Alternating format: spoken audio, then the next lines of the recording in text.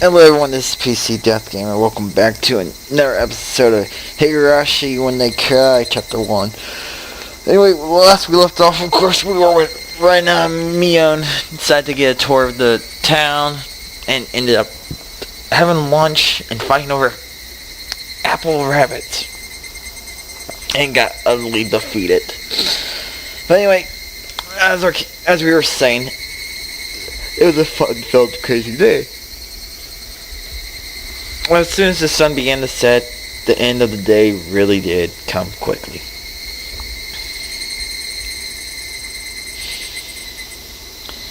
Later, Rena and Kei-chan. See you tomorrow. Thanks for today, Mion. I had a great time. See ya. Have a great time. Not. See you tomorrow. Sakata and Rika went home as well. We parted ways with Mion and it ended with just Rena and myself enjoying the evening air on our way home. Thanks for coming today, Keiichi. Was it fun? Yeah, lots of fun. Almost feels like a waste to go home now. Then, well, would you mind taking a little detour? Maybe? A detour? Is it far? It's a bit of a walk, but it won't take long. Since we had been walking around all day, I must have seemed a bit tired. Not feeling like teasing Rena, I quietly nodded. I know where they're going. No, big mistake. Big mistake!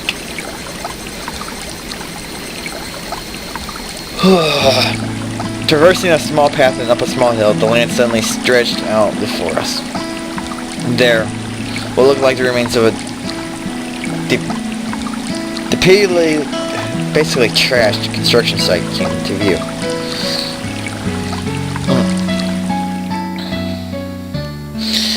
Yeah, you're in a junkyard. Large heap of garbage spread out off towards the swamp. Probably illegal dumping or cutting. Read it in the newspaper. Woof. It's been quite a while. I wonder what's here.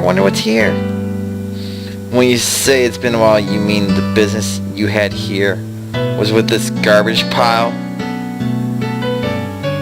It's not garbage. To me, it's a pile of treasure. Rena had already entered that well-known coy mode of hers. Oh my gosh. So that means there was something coy here. What can you possibly see that's quaint in a junkyard? Whoa, a new pile. I can't wait. She bound up the unstable slope. You're in a dress. I expected no less from a born and bred country girl. Hey, wait, I'm coming. Woohoo. My city-raised self was completely pitiful. It's alright, just stay right there, Keiichi. It won't take long. Rena kindly declined my compliment. Don't fall. Watch your step. I'm fine. This is nothing at all. Literally bounding up the heap of trash, Rena disappeared over the other side. I don't like being left behind, but I was still pretty tired from the whole day, so I just ended up waiting. Without the lively Rena around the surrounding area, quickly fell to silence. Yeah, I already know how this is going to go. The cry of the Higurashi gently cooled the air. Fairly exhausted, I began to feel a little sleepy. Just then, a sudden noise of scattering pebbles alerted me to somebody's presence. Startled, I turned around. Standing there was a typical-looking photographer. He spied over at me through his camera. His body was tanned and fit, but something about him seemed unreliable. He had a bit of an aloof air about him. But it seemed like he was a bad guy in case. Whoa. You surprised me. Although startled when I turned around, he overplayed his reaction. That was my line. I'm the one who surprised you. My bad. I didn't mean to start you. Are you from town? I gathered that he wasn't from that question. Unfazed by my suspicious outlook, he introduced himself without my prompting. Well, you definitely changed his name. I'm Tameke, freelance photographer. I come to town from time to time. I didn't ask you who you were. Quite rude to photograph someone without consent, one would think. My bad. I mainly photograph wild birds. They can't refuse, you see. So what, you're saying I'm the same as the birds? No, you see, that image of a young man in the twilight was just picturesque. I apologize for trying to take your picture without asking. Adults are pretty slick. All that annoyance I felt from being startled just flew away as he buttered me up. I had no intention of hanging around with this guy. So you get cozy with me, except it didn't seem like Rena would be back soon. But this older guy, Tameke, again, no homophobics, fucking, ugh. I hate that when I'm reading. He didn't mind my cautious responses and continued rambling on about himself. Keiichi, sorry to keep you waiting. I'm finished now. Rena popped her head off from one of the lower piles in the garbage and waved her hand. You have someone with you. What would she be doing over there? That's what I wanted to know. Don't know. Maybe she's checking on that dismembered corpse that was out here long ago. Tameke looked shaken by that for a moment. Oh, I responded like I would if I were talking to Rena and others. Now he'll get serious. It's quite a disturbing incident. They still haven't found one of the arms. Huh? Yeah, KJ, sorry to keep you. You were waiting a while, I guess.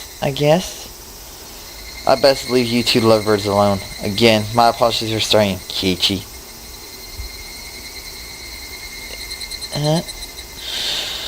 Tameke clawed suggestively and disappeared into the twilight, missing my chance to retort.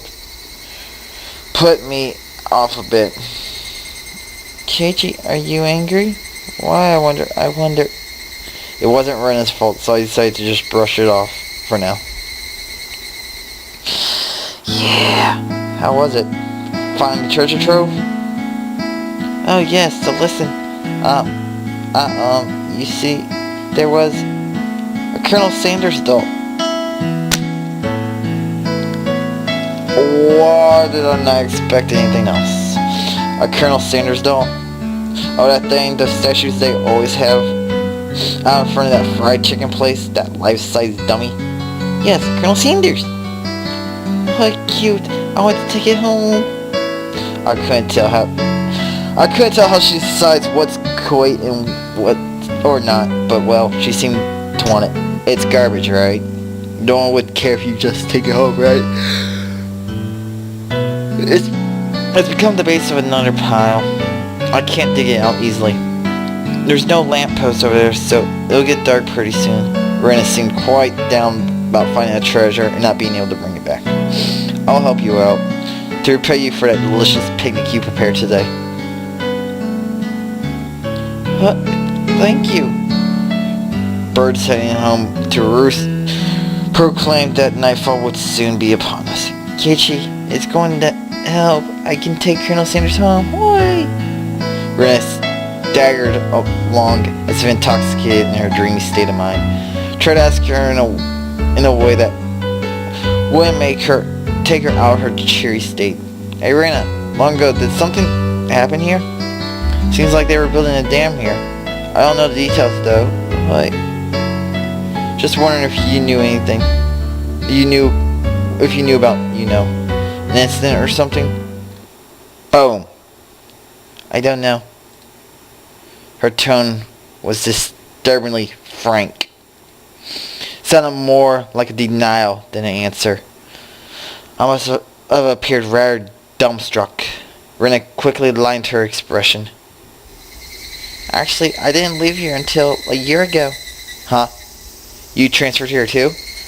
I was sure that... So you see, I don't really know much from before that. Sorry. Don't really know. Don't want to talk about it. That was the kind of feeling she gave me. Yeah, certain reasons. Thinking about it, of course, it would be like that. This wasn't the type of things girls would enjoy talking about. It was quite a disturbing incident. It seems they haven't been able to find one of the arms. It was just like Tomoki said. Then I had a feeling only the Higurashi would know. Ooh.